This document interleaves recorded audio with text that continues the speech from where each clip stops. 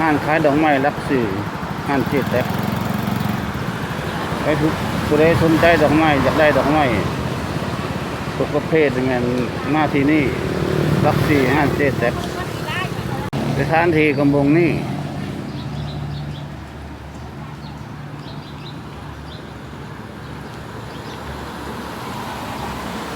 นั่นมาได้ทางลักหกลักเกียรพุ่นก่อนนะมานี่ก็มานี่แล้วนี่ห้านเจ็ดแตกนี่ทั้งขุ่นทั้งดินโป่มีอย่างต่างๆนี่หมดดอกไม้ประเภทต่างๆ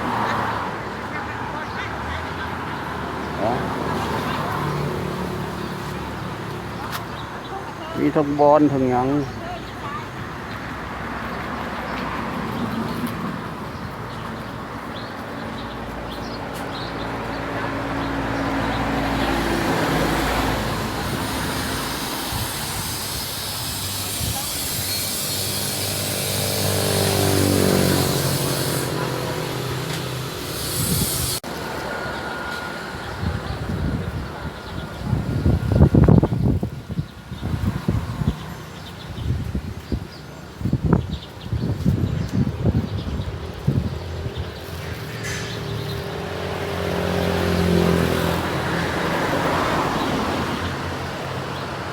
มีพวกมะแข้งมะเขือ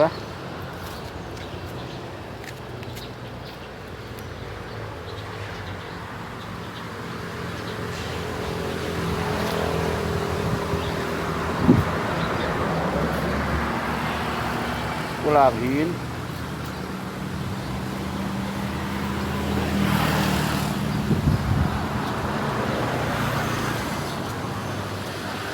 ด้วยไม้ประเภทต่างๆ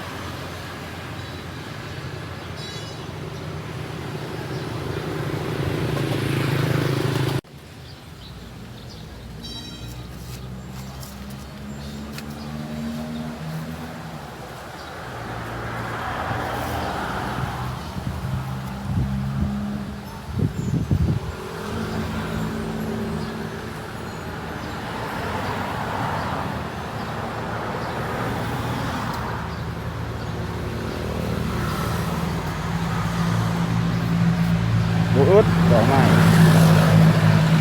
ต้นไม้มงคลต่าง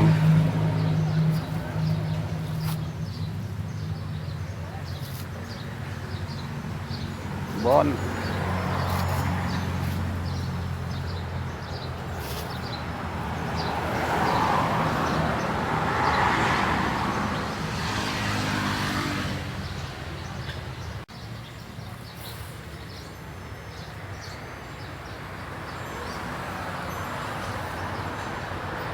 กล้วยไม้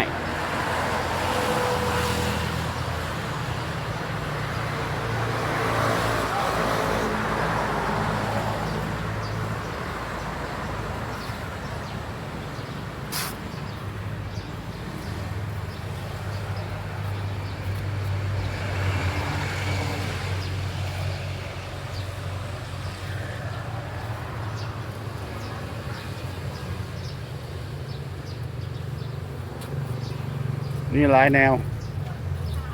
ประเภทต้นไม้กินหมากก็มี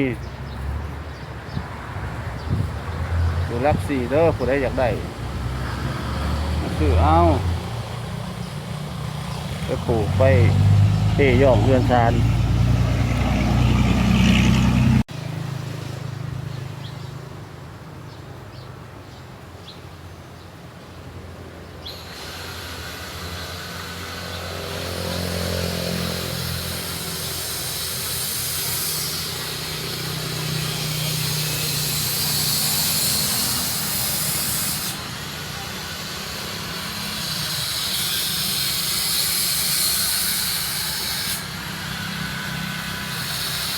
ก็ไผ่ก็มีไผ่เรียงน้องลูกหมาก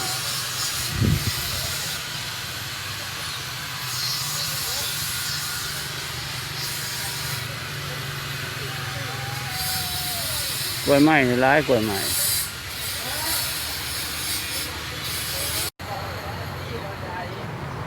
นี่เป็นหมื่นชนิด บ ก็สามารถจะพาหลอกให้ทั่วถึงได้เอาสำนีพอดาวๆซะก่อนแต่ผู้ใดอยากได้อยู่ในขอบเขตตัวเมืองสวรรณเขตหรือนอกมาภายในแขวงนี่สามารถมาซื้อได้เนาะจะเอาไปปลูกก็ได้จะเอาไปขายก็ดีรุดแม่มีถังใส่แล้วก็มี